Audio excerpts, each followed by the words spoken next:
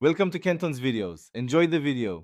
In this video, I will explain how to make apple pie sauce. To begin, gather your essential ingredients for a delicious, rich sauce. You'll need about 6 medium apples like Granny Smith for that perfect tartness. Also, have on hand 1/2 cup of granulated sugar, 1/4 cup of brown sugar, and 2 tablespoons of all-purpose flour. Don't forget 1 teaspoon of ground cinnamon, 1/4 teaspoon of ground nutmeg, and 1/4 cup of water to bring it all together.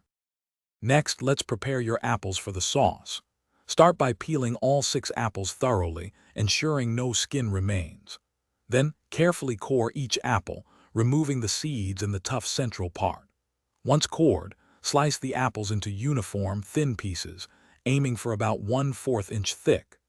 Consistent slices are key for even cooking, which helps achieve that perfect, smooth sauce texture we're looking for in your homemade apple pie filling. Now it's time to cook your delicious apple pie sauce.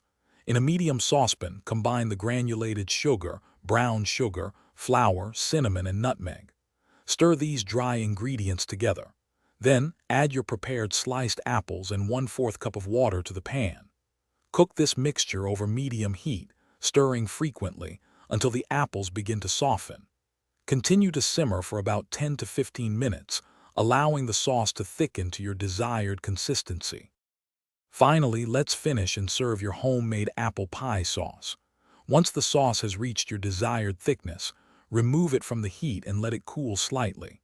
It will continue to thicken as it cools, developing a rich, luscious texture perfect for any dessert. This sauce is incredibly versatile. Serve it warm over a slice of apple pie, a scoop of vanilla ice cream, or even as a topping for pancakes. Be sure to check the description below for a link to the Owala water bottle and other great deals.